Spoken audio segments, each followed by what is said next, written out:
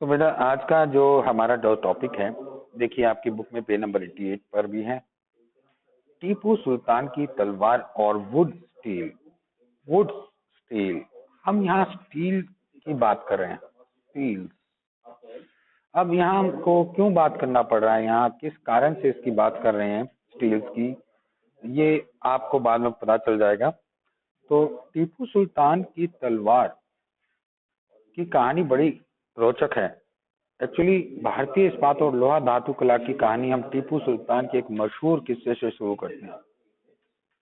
ये वही टीपू सुल्तान हैं जिन्होंने 1799 तक मैसूर पर शासन किया और अंग्रेजों से 4 लड़ाइयां लड़ी। मैसूर जो आज का कर्नाटक का एरिया जो है उसको कह सकते हैं, बेंगलोर के आसपास मैसूर एक सिटी भी है। वहाँ टीपू सुल्तान का अपना एक महल भी है, पैलेस भी है। तो एक्चुअल में 1799 के उसमें जब तक इनकी मृत्यु नहीं हुई तब तक इन्होंने अंग्रेजों से 4 लड़ाई लड़ी। देखिए, he fought 4 wars with the British and died fighting with his sword in his hand। और उनकी तलवार इसलिए फेमस थी, आज वो तलवार आपके टीपू की swords part of valuable collection in museum in England के म्यूजियम में है, जो आप अपने चित्र में भी देख सकते हो इस तलवार को बुक के अंदर, फिगर 11 के अंदर। The sword that was found next to Tipu Sultan body after his death, वो अपने साथ उसको ले गए।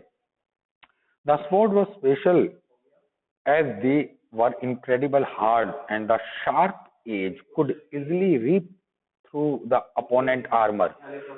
जो जो अपोनेंट था, जो विरोधी था, उसकी यदि कवच भी पहन रखा है ना लोहे का, उसने कितना ही सामने शरीर के ऊपर कवच पहन रखा हो,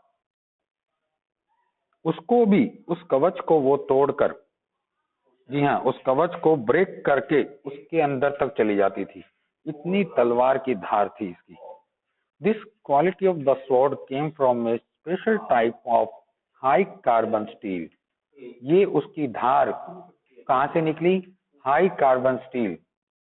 हाई कार्बन स्टील जिसको कहा गया वुड्स कहा गया, वुड्स। स्टील की एक क्वालिटी वुड्स, और ये वुड्स बनाया जाता था, was produced all over south India, दक्षिण भारत के अंदर। यानी हमारे लोहा बनाने वाले, स्टील बनाने वाले कारीगर इतनी तेज धार, इतनी उच्च क्वालिटी का लोहा और स्टील बनाते थे कि वो मुगल सम्राट, मुगल जो अधिकारी थे, वो अपने युद्धों में राजा उसको उपयोग करते थे, उनके बनाए हुए। Wood steel when made into swords produce a very sharp edge with a flowing water pattern. देखो, हमने पढ़ा है कि जब राजा थे, 7th क्लास का याद है आपको, राजा को सरदारों से खास लगाव था, जो फॉरेस्ट में रहते थे, अलग अलग कबीलों के सरदार। 7th क्लास की हिस्ट्री में लास्ट में हमने पढ़ा है उसको, कि सरदारों के साथ राजाओं के रिलेशन थे और वो उन पे डायरेक्ट किसी तरह से पर्टिकुलर रूप से अधिकार नहीं करते थे। वो उनका अलग सत्ता थी, कबीलों की अलग सत्ताएं थी, कबीलों की ताकतें, मुखियाओं की ताकतें थी। तो राजा को इन सरदारों से हथियार चाहिए थे, मुख्य रूप से युद्ध के लिए हाथी चाहिए थे। ये जंगलों से हाथी पकड़ के राजा को लाके देते थे। तो कई कारणों से राजा इन पर डिपेंड था। हाँ, बैल भी चाहिए थे, है ना, अलाउद्दीन खिलजी वाले में हमने पढ़ा है कि लगभग 1 लाख बैल अनाज ढोते होंगे। तो ये सब चीजें सरदारों से ही तो आ रही थी, जो कबीलों के सरदार थे। तो इसलिए ये राजाओं के हेल्पफुल थे, और उन्हीं के उसमें था ये आयरन बनाने वाले वुड स्टील बनाने वाले साउथ इंडिया के अंदर कारीगर इतने फेमस। जैसे हमारे अभी हमने बात की थी पिछले सेशन में बुनकरों की, है ना, बुनकरों की बात की थी इससे पहले सेशन में, और इसी अब तो वही है, हमारे यहाँ लोहा बनाने वाले कारीगर भी थे। भाई इसका उदाहरण तो आप देख सकते हो, आयरन पिलर जो आपके कहाँ पर है, कुतुब मीनार के प्रांगण में, है ना, लोह स्तंभ, उसकी क्वालिटी देख लो, आज तक जंग नहीं लगा है, कब का खड़ा हुआ है आकाश में। आप अपने घर में बनी कोई लोहे की चीज बाहर डाल दो 1 साल के लिए, धूप में, बारिश में, मिट्टी में, है ना, खुले आकाश में, चाहे कितना ही साफ कर लो, उस पर कपड़ा मार लो, रस्ट तो लग ही जाता है ना। तो लेकिन उस आयरन पिलर पे देखो, आज तक रस्ट नहीं लगा है। इतनी उच्च क्वालिटी का लोहा उस समय के कारीगर थे हमारे। जैसे कपड़ा बनाने वाले कारीगर थे जो ब्रिटेन की रानी पहनती थी उन कपड़ों को, उसी तरह हमारे यहाँ जो आयरन मेल्टर्स भी थे, लोहा पिघलाने वाले बड़े बड़े कारीगर, और ये साउथ इंडिया में थे मुख्य रूप से। This pattern came from very small carbon steel embed in the iron. ठीक है, इस तरह का जो पैटर्न था उसकी तलवार में, वुड स्टील में, वो खास तौर पे बनाया गया स्मॉल कार्बन क्रिस्टल से था। धीरे धीरे ठंडा करके हल्के हल्के रूप से धातु को जोड़कर वो उसकी तलवार बनाई जाती थी। देखिए, Francis Buchanan toured through Mysore in 1800, a year after Tipu Sultan death. 1800 ईस्वी में फ्रांसिस बुचामन भारत में आया। देखिए, आपका सेकंड लास्ट पैराग्राफ है पेज नंबर 88 पर।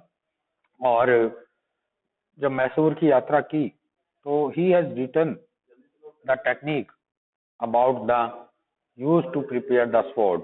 उसने कहा कि इतनी जो उसकी शक्तिशाली तलवार है ये कैसे बनी, तो उसने उसकी टेक्निक के बारे में पता किया और उसके बारे में लिखा। क्या लिखता है देखिए, वो steel was produce in many hundreds of smelting furnaces in Mysore. कई सौ जो प्रगलन भट्टियां थी, उन भट्टियों में ये स्टील तैयार किया जाता था। In this furnace iron was mixed with charcoal and put inside small clay pots. ठीक है, चारकोल के साथ आयरन को मिक्स करके ये इसको बनाया जाता था। Through an integrated control of temperature the smelter produce steel ingots that were used for sword making. Climate control किया करते थे, तापमान को कंट्रोल उतार चढ़ाव करने के लिए ये स्टील की सिल्लियों का इस्तेमाल करते थे और इसको कई दिनों तक रखते थे अपने साथ में। कई जातियां हैं जो इसको बनाती थी। अंडरलाइन कर लीजिए आपकी बुक में, पेज नंबर 89 फर्स्ट लाइन में ही है, अंडरलाइन करो उसको। कौन कौन सी है? हुक्कू, तेलुगु में हुक्कू और तमिल और मलयालम उरुक्कू।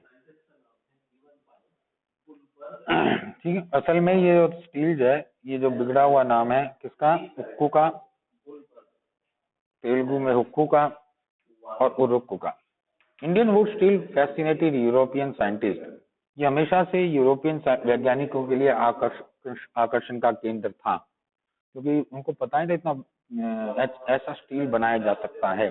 बताइए, माइकल फैराडे एक नाम आया है आपका, इसको भी अंडरलाइन कर लेना बुक में, ऑब्जेक्टिव टाइम में भी आएगा। माइकल फैराडे ने भारतीय वुड स्टील की विशेषताओं को 4 साल तक अध्ययन किया, 4 इयर्स तक।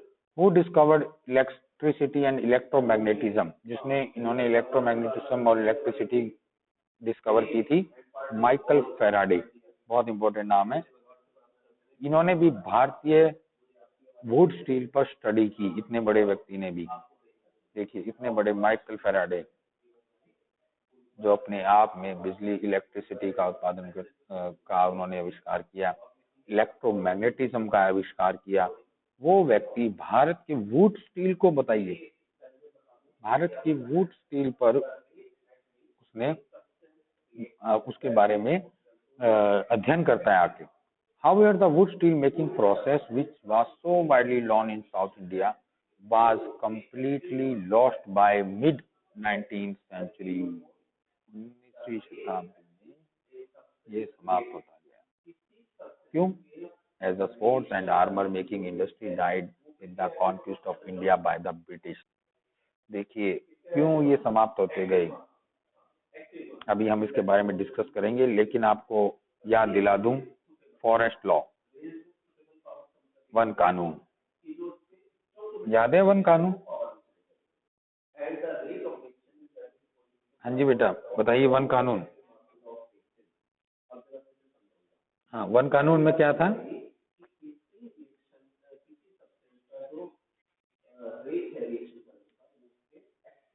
हाँ उन पर फॉरेस्ट, यस, हाँ, और उनके जंगलों को क्या कर दिया था, रिजर्व कर दिया था।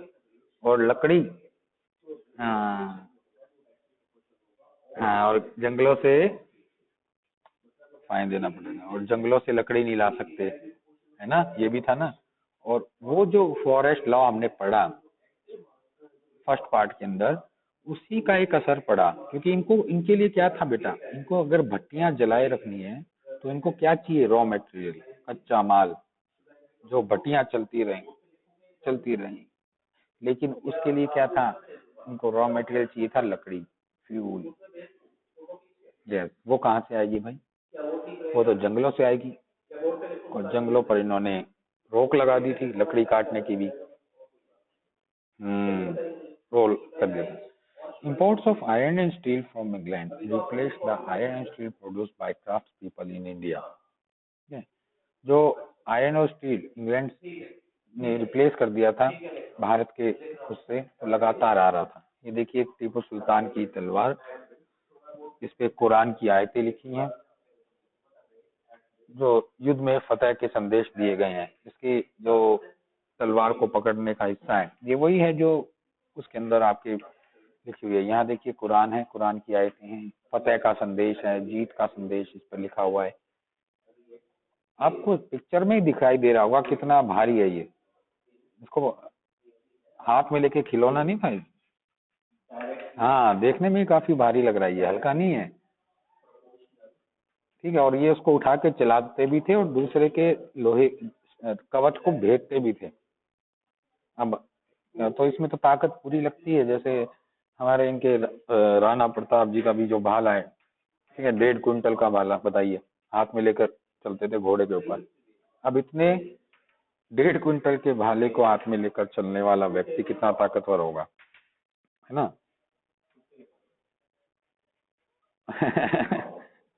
तो ये बहुत ऐसे भी हमारे वीर थे देश के अंदर, चाहे वो किसी भी रिलीजन के रहे हों, जिन्होंने देश को बचाने के लिए ब्रिटिश से लिया, तो वो सब अपने आप में कोई ना कोई उनमें था, ताकतवर था व्यक्ति, जिसने अपने देश को बचाने के लिए काम किए कुछ ना कुछ। तो चलिए, abundant furnace in the village, गांवों में उजड़ी भट्टियां, गांव की भट्टियां कैसे उजड़ी, कैसे उनमें जो था इतने स्मेल्टिंग जो थे पिघलाने वाले, वो कैसे कम हो गए। As the British establish political power in India, the production of wood steel stop.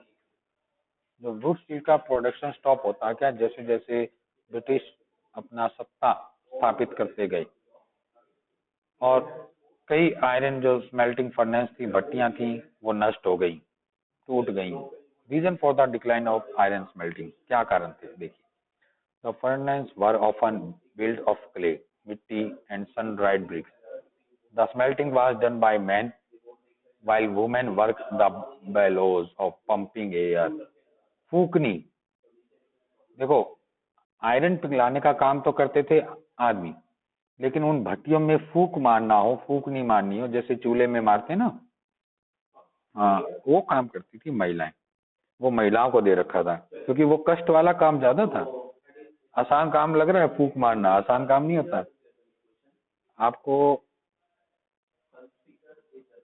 हाँ, उसमें सांस के द्वारा आपके अंदर भी जा रहा है बहुत सी चीजें आपके, ठीक है, पोल्यूशन भी है उसमें, बहुत से मटेरियल ऐसे हैं जो आपके स्वास्थ्य को हानि पहुंचा सकते हैं, और फिर वो फूक मारने, बिल्कुल हार्मफुल गैसेस भी हैं। तो वो काम महिलाओं को दे रखा था, और पिघलाने का काम मैन को था। And that kept the charcoal burning. Iron smelting furnaces देख सकते हैं आजकल बेलोज जो हैं, देखिए आजकल तो मशीन से भी हो जाते हैं बेलोज। ये तो नया पिक्चर है कोई, और इसमें इस तरह से भट्टियों के अंदर छोटे छोटे हैं ये, जो अपने गांवों में लोहार लग सकता है, उस तरह के हैं ये। तो इसी तरह घर घर में हुआ करते थे साउथ इंडिया में, जैसे बुनकर उत्तर भारत में थे, उसी तरह जो आयरन स्मेल्टर थे वो दक्षिण भारत में थे। इनकी अपनी कलाएं थी भाई। When the colonial government prevented people from entering the reserve forest, the iron smelter couldn't find wood. देखिए, जब फॉरेस्ट को रिजर्व कर दिया ब्रिटिश ने, उसकी वजह से जो लोहा पिघलाने वाले हैं उनको भट्टियों के लिए wood for charcoal to light the furnace ये मिलना बंद हो गया। और जब कच्चा माल मिलना ही बंद हो जाएगा किसी उद्योग को, तो वो चलेगा कैसे बेटा? वो चल ही नहीं सकता। उसको रॉ मटेरियल तो एक इम्पोर्टेंट है ना किसी भी इंडस्ट्री के लिए। काम ही नहीं कर सकते। आप बिल्डिंग बना के खड़ी कर दो, आपके पास पैसा है, आपके पास बहुत कुछ है, पानी की सुविधाएं कर लो, लेकिन जब रॉ मटेरियल आपको नहीं मिलेगा तो आपकी इंडस्ट्री चलेगी कैसे? तो many iron had to give up their craft and look for other means of livelihood. ठीक है, तो उन्होंने अपने जैसे बुनकरों ने अपने काम धंधे छोड़े थे और नए काम धंधे अपनाए, उसी तरह आयरन स्मेल्टर ने भी क्या किया? Look for other mean of livelihood, जीवन यापन के लिए अलग से उन्होंने अपना जो था शुरू कर दिया, ढूंढने का काम। By the late 19th century iron steel was being imported from Britain. Britain से लाया गया। ठीक है, ब्रिटेन से लाया गया। और iron Smith in India began using the imported iron to manufacture utensils and implements. These lowered the demand for iron produced by local iron smelters. अब विदेश से आने वाला लोहा, जैसे विदेश से आने वाले कपड़े ने भारतीय बुनकरों को तबाह किया था, उसी प्रकार 19वीं शताब्दी के आखिर में यानी 1890s में जब लोहा इस्पात आने लग गया ब्रिटेन का, तो उसकी वजह से जो था भारत के जो हमारे आयरन स्मेल्टर थे वो भी जो है उनका भी काम धंधा ठप पड़ गया, कम हो गया। देखिए, इन द ईयर 1904, अब हम बात करेंगे नेक्स्ट टॉपिक में, लेकिन जो नेक्स्ट टॉपिक है वो वैसे आपके क्लास का भी चैप्टर का लास्ट टॉपिक ही है एक तरह का, भारत में लोहा इस्पात कारखानों का उदय। और मैं ये देख पा रहा हूँ कि आज के सेशन में ये कंप्लीट नहीं हो पाएगा क्योंकि अभी टाइम कम है। तो ऐसे में हम इसको कल इस टॉपिक को स्टार्ट करेंगे। और ये जो है अभी मैंने जो रिकॉर्ड भी कर लिया है सेशन, जो बच्चे लेट ज्वाइन हुए या किसी को पता नहीं था टाइमिंग का, क्योंकि अभी कुछ समय बाद ले रहा हूँ मैं, तो ऐसे में मैं इसको रिकॉर्ड कर लिया और आपके यूट्यूब पे इसको चैनल पे अपने इसको अपलोड कर दूंगा। तो तब तक के लिए have a nice day, take care.